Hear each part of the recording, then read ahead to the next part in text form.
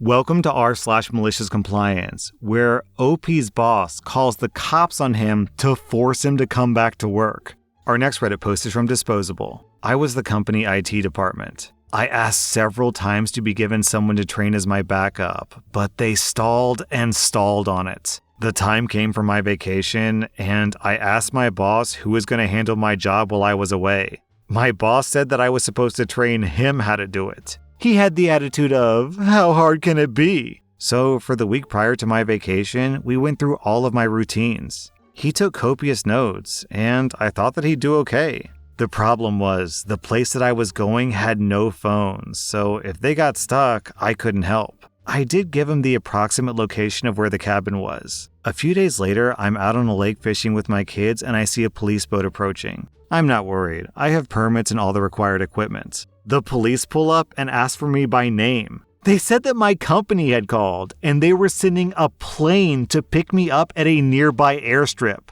Apparently, I was supposed to get back ASAP. So I had to leave my friends and family as the cops led me to the airstrip where the plane was. I got to a phone at the airstrip, called in, and nothing had gone right. Hundreds of paychecks weren't ready. It was payday and people were really upset. For once, my boss was actually apologetic. I flew back and did 5 days of work in 2 days. They flew me back to the lake a few days later. After that, I negotiated another full week of vacation plus free cabin rental, and my boss insisted that I train a new employee. OP, you're a better guy than me, because if they wanted me to interrupt my vacation to fly back and do work, sorry, tough luck. See ya! Wouldn't wanna be ya! What I can't figure out is, how did they recruit the cops to track you down? Like, that's not an emergency. It has nothing to do with the police. What they do, call 911 and say, you need to help me, I can't find my employee. He's on a lake somewhere. So they had cops drive around the entire lake asking people, are you Joe Smith? Are you Joe Smith? Until they find Joe Smith and said, you must fly back. We're arresting you. Citizen, you have to go back to work. Like, what? Huh? That's so weird. Our next Reddit post is from Young Grandpa. For background, this took place in the 1990s when a 1.5 Mbps data connection would run you over $500 a month. And only the phone company of a few very large data-centric companies would even dream of having a T3. I was working for one of those telephone companies in the central office where we troubleshot for those very lucrative services. There were 4 people in my department, making it one of the largest IT offices in the state. One day, one of the 4 of us was out on vacation, the second of the 4 of us was out of the office for some reason, and the third of us called in sick. That left me alone for 8 hours with the workload of 4 technicians. Well, as a good employee, I prioritized and I got all the most important tickets done and all the most urgent new services installed. Everything due that day was done. But in the process, I missed my 2 15-minute breaks and I worked through lunch. My supervisor came down at the end of the day to congratulate me for my good work, and he was watching me fill out my timesheet for 9 hours. He started to get a little panicky and said that he couldn't approve overtime. He said that he would get in trouble.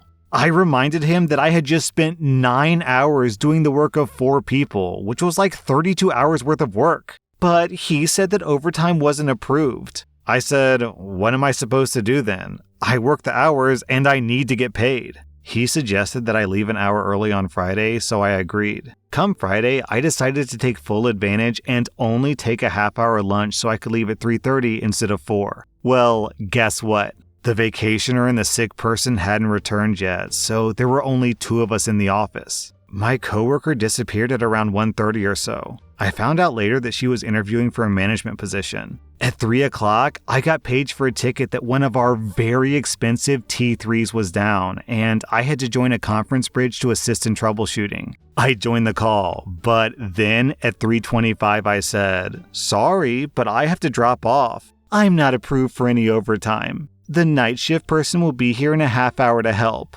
I dropped off the call, knowing the night person on duty had never worked on a T3 before. I hadn't even reached my car when my pager started blowing up. It turns out my overtime was approved, so please don't leave yet. However, by then, I'd already clocked out, so I just smiled and got into my car. I drove home and took my wife out for a long overdue date night. Isn't that always the golden rule about overtime? Managers can never approve overtime when you need it. They can only approve overtime when they need it. Our next Reddit post is from Alila. I moved to the Big Apple from LA in April, and I signed a lease for an apartment sight unseen. This apartment was the same price as my LA apartment, but while in LA, $1,350 gets you a master bedroom with a walk-in closet, private bath, and 3 roommates. But in New York City, for $1,350, they've turned my closet into the bathroom, and I now weigh 135 pounds thanks to the 7 flights of stairs that I have to walk up every day. Some days, I would raise my arms to put on deodorant and scrape my elbows on the ceiling. One of my 5 roommates was a registered nurse, so there was that upside. The only saving grace was that this apartment was pet-friendly and it had an in-unit washer and dryer. I hated living there! And after 2 months when my job said that I could work remotely, I packed up and went to the Caribbean. While I was there, I won the New York City housing lottery. For the first time in my life, I could afford to live by myself in New York City of all places. I'd read in forums that landlords are usually pretty happy for tenants when they win and they let you out of your lease no problem. Okay, so I had to look up what a housing lottery is, and they explained it down in the comments. Basically, in New York City, when new construction happens, a certain number of units are set aside for a lottery for low to middle income individuals to apply for. So essentially, it's just like super cheap apartments, and I guess probably through state legislation, they're required to have some of those set aside for low-income people, but there's so many applicants, they have a lottery, and if you win, then you get a really cheap apartment, I think, is how it works. Any New Yorkers out there, let me know in the comments what's up with the New York City lottery. So, in my optimism, I sent my management company an email letting them know that I won the lottery and that I wanted to discuss terminating my lease early. They told me to speak to the brokerage to get my room filled. The brokerage told me that I would need to pay a broker's fee of $1,350 and still pay rent until they filled the unit, or I could try to fill it myself. So I found a guy who was already applying with the broker for another unit, and he wants my room. Then management says that if I want the guy that I found, I have to pay $1,400. This is genuinely the worst apartment that I've ever lived in, and I don't feel right trying to get someone else to pay $1,400 for this room. I'm in a bit of a time crunch because the new guy wants to move in August 1st. So within 24 hours, I need to hire movers to take my stuff to storage, but if I don't get approval from management, then there's no point. So I need management to agree to let this guy take over my lease for my price. I tried to argue that a new price would be a new lease, and if they want to do that, then they would have to release me from this lease and market the apartment at my new price point. They refuse me and say that I should pay the broker's fee or forfeit my deposit and continue to pay rent until they get my room rented.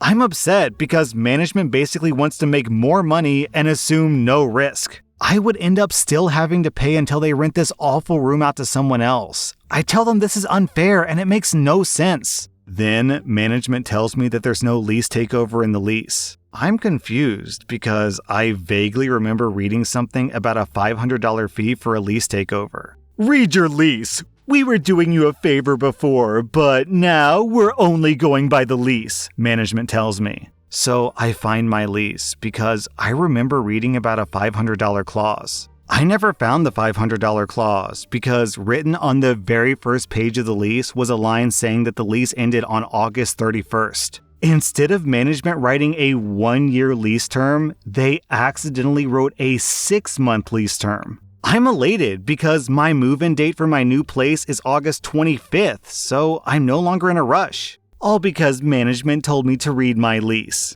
I give them a call and request the email address to send my 30-day notice of intent to vacate. Management tells me that I can't break the lease. I tell them I'm not breaking the lease, it ends next month. I send them a photo of the first page of the lease. He sputters and says, "You know that it's a year-long lease? That's a typo. As you know, I just took over managing the building and I inherited some bad leases." I never knew about this, but I gleefully responded, "Well, I was doing you a favor before, but now I can only go by the lease. If the lease says that my term ends next month, then I have to honor that." He hangs up and is furious that this is happening. At this point, I'm no longer concerned about hiring movers, so when he calls me back at 8 p.m., I'm ready to tell him that I'll move out according to the lease, but he starts the conversation in a somber, defeated voice. "You can move out on the 31st. We just have to go according to the lease. We'll do a final walkthrough and give you back your deposits." And throughout all of this, I'm still in the Caribbean. My cousin will be subletting for August, and I'll be moving into my new apartment when I get back. Everything worked out in the end, all because I read my lease.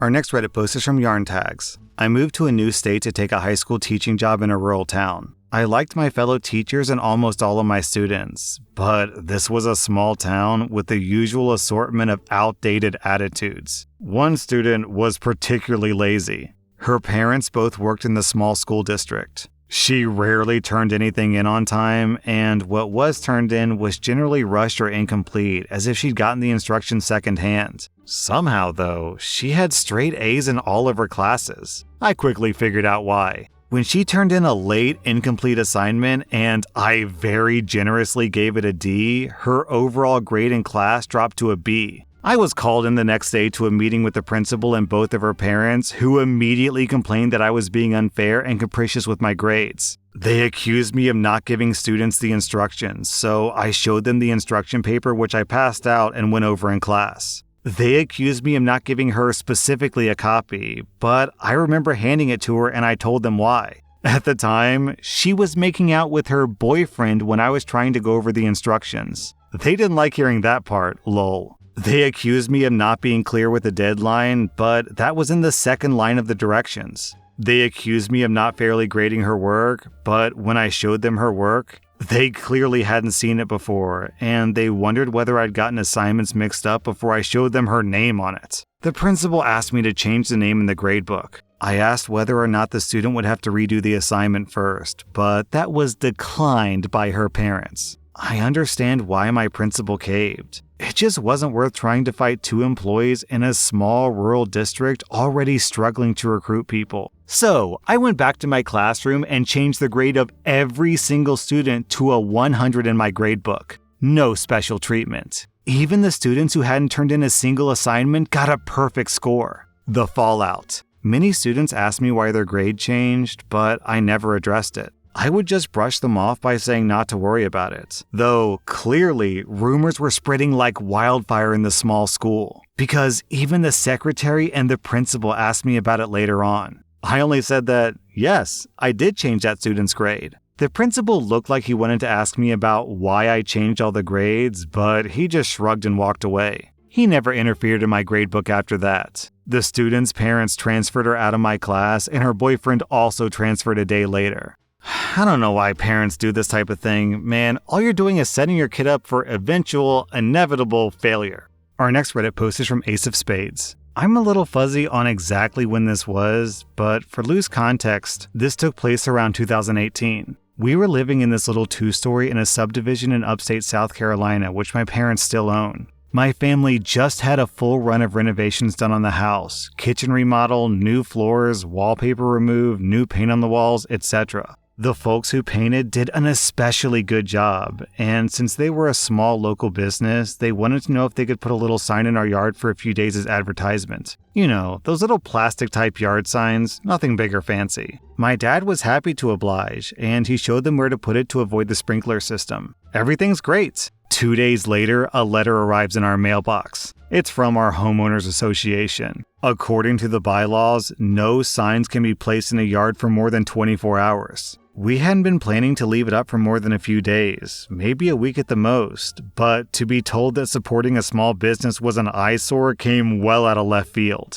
This is the part where I tell you that my father, despite being a very considerate and respectful man, has something of a problem with authority, especially when that authority is arbitrarily telling him what to do on his own property. So the first thing he does is pull out his copy of the neighborhood bylaws. He and my mother both look over it, and lo and behold, the quoted passage says, "No signage or similar mode of advertisement is to be displayed in a yard for more than 24 hours. Not one to go down quietly, my father took to combing through the applicable section looking for any loophole that he could find, and he found it in the word yard. 2 or 3 days after that, one of the ladies who worked for the HOA came down to our house to personally ask us to remove the sign. She and my dad stepped out on the front porch, and they must have been out there for nearly half an hour. I don't think I heard him say anything other than the occasional or yes ma'am until the very end. You see, the sign was no longer in our yard, it was in the flower bed. Other parts of the bylaws, even in the section they had cited, distinguished the flower bed as separate from the yard.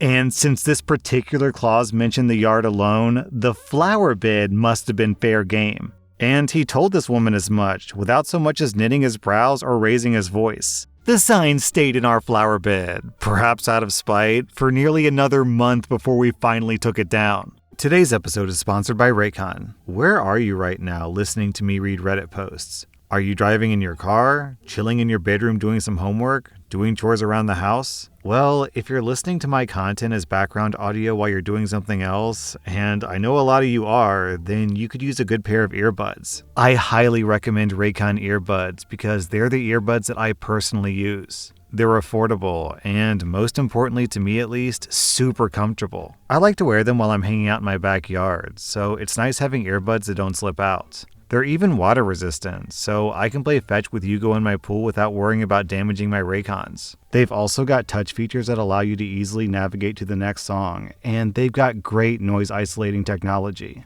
They're super affordable, especially with my 15% off discount code. And with over 49,000 5-star reviews, you know that you're getting a good product. Go to buyraycon.com/r/YT to get 15% off your order. That was r/malicious-compliance, and if you like this content, check out my podcast where I publish the exact same episodes. Also, hit that subscribe button because I put out new Reddit videos every single day.